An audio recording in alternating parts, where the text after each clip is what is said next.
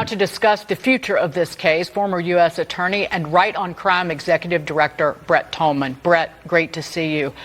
The fact that Michael Cohen can go on television virtually every night and Jackie Jaw and Jawbone about this, and President Trump has a gag order hanging over him, does the judge lift it? Is that a possibility? Hey again, Sean. Thanks for having me on. I will tell you that in my 25 years in the criminal justice system, I have never seen a gag order like this. And here's what I mean by that. Anytime it's imposed, its primary focus is to protect the defendant. And when it is imposed, it's typically to rein in either the government or witnesses that might prejudice a jury. It also is applied to everybody in the case. This, you can see politics entering in the judge's decision-making. This is applying to one individual that they're targeting and prosecuting, which I have not seen before. And then they're not applying it to anyone else in the case. I would think that an appellate court, the Supreme Court at the least, is going to look at this and say it is absolutely unconstitutional, has no rational basis for the order by the judge. And Brett, if you look at the case itself, I mean, the fact that Donald Trump has a gag order, look at the charges in New York City, and I don't know how one doesn't conclude this actually isn't election interference, stopping Donald Trump from publicly defending himself, as everyone else is talking about the guilt of Donald Trump is insanity. Well, I'm on the record for saying that no thoughtful, intelligent prosecutor would bring this case. There are two pieces of evidence in this case. The statement by Stormy Daniels that the payment was not, as it is purported to be. And then the statement by Michael Cohen in which he indicated that he paid with his own money and was later reimbursed.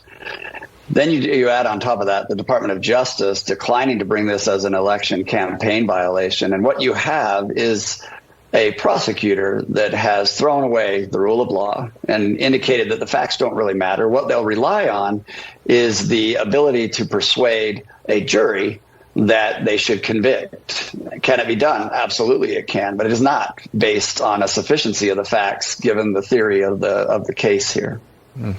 We want to shift gears to this, the FISA fight dragging on into the last round as the surveillance tool used to spy on foreigners and sometimes Americans is set to expire at midnight. Brett, you were former chief counsel for crime and terrorism for the Senate Judiciary Committee, and in 2005 you worked on balancing the need for espionage, spying tools, and proper safeguards for FISA. Sean and I know that a lot of the safeguards that Republicans wanted in this law, in this bill, didn't wind up there. That's right, Dagan, and it's very haunting for me personally. So what they do is they bring in someone like the Speaker, the Senate, leadership, and then their counsels, like myself and others who have experience in national security, and they put you into classified briefings, DOJ, FISA, intelligence community. They put you in classified briefings and they scare you. And they make you believe that if you do not renew this or expand on the power, that our national security is in jeopardy, our country's in jeopardy. And they've been doing it over and over. Well, at the same time, Jim Comey himself and others, his predecessors, will indicate we will not use this to violate Americans' rights. Now we know over 250,000 instances of violating American citizens' rights, just under 702. So it is a gambit that they play.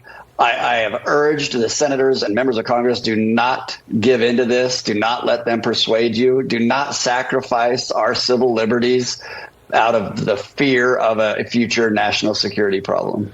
Brett, I've been in the room like you have. When you craft laws, you oftentimes expect that good people are going to implement those laws. But obviously, we've seen abuses. A lot of House members, Republicans, have mandated that a warrant should be used to access that data on American citizens. Would you agree with that? Is that appropriate? 100%, Sean. I mean, you're exactly right. We have the 4th, 5th, and 6th Amendments for a reason. There is no national security exception to our due process rights. It is sacrosanct in the Constitution and the Bill of Rights, and we have whittled away, those civil liberties and protections out of an interest in national security. But what we really have done is emboldened and empowered the intelligence community in this country to be able to use it against citizens without accountability and certainly no transparency. Brett, didn't think I could like you much more than I already did, but you just managed to accomplish that. Thank you, sir. Thanks, Brett. Great to see you. Thank you. Brett.